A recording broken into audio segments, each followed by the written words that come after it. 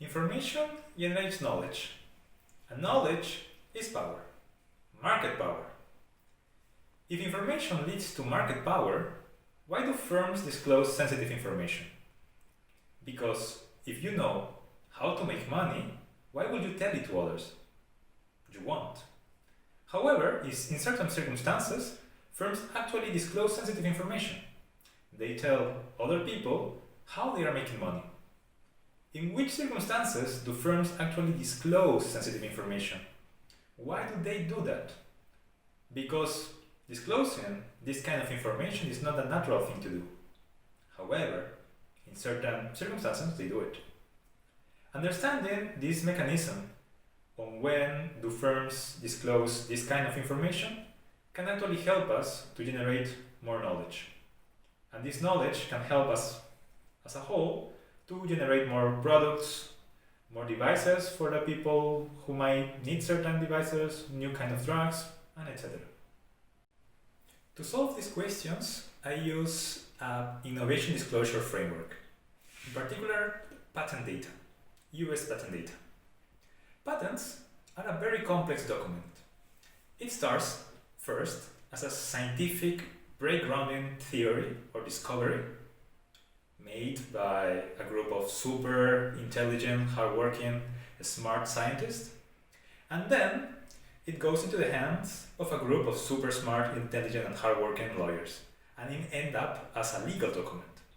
So you can see that from a super groundbreaking technology goes into a legal document, there are many complex things going in. So what I focus on is on scientific citations. Why? Because scientific citations are not mandatory. They are actually optional. The firm can decide not to include scientific citations in the patent. So, if a firm includes scientific citations in a patent, it's because there is a specific purpose for this.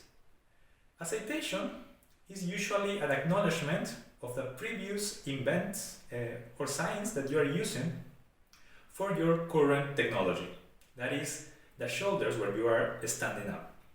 Also, it acknowledges the literature that you are addressing to and narrowing in which particular area of the knowledge space you are working on.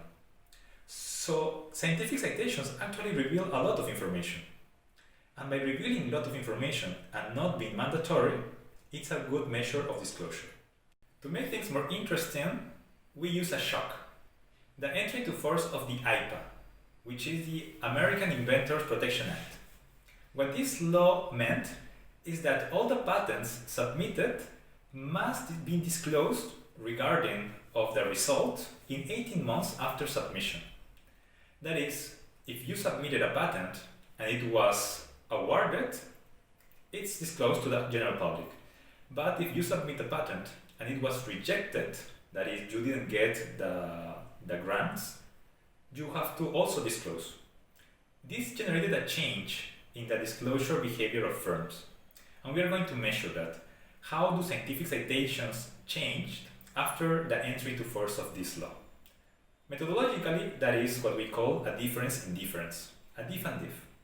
And we will actually measure how firms change in disclosing, if they really disclose more or disclose less, controlling for many other factors. So, what have we found until now? Still many more robustness checks to do, but we have found a very strong correlation between the level of disclosure and the level of property rights assigned through the patent. Basically, a firm will be willing to disclose more information to include more scientific citation if the patent is going to award him more property rights on that technology. What are the implications? The implication is that firms are willing to go all in, willing to put all the information they know about the technology so that the patent is for sure awarded to them. And with that, all the property rights from that technology in particular. That happens because if they don't do it, if the patent is rejected, after 18 months, the patent will be open to everybody. And they are incurring in a risk that somebody else, if this patent is not awarded, will use this information for any other purpose.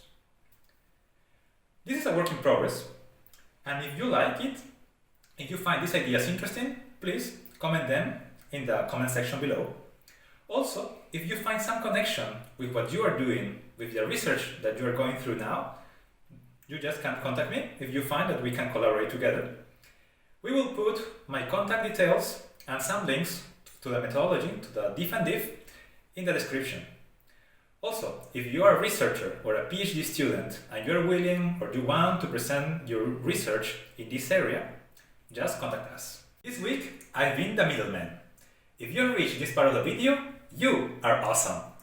Don't forget to give us the like and hit that subscribe button. Till next time!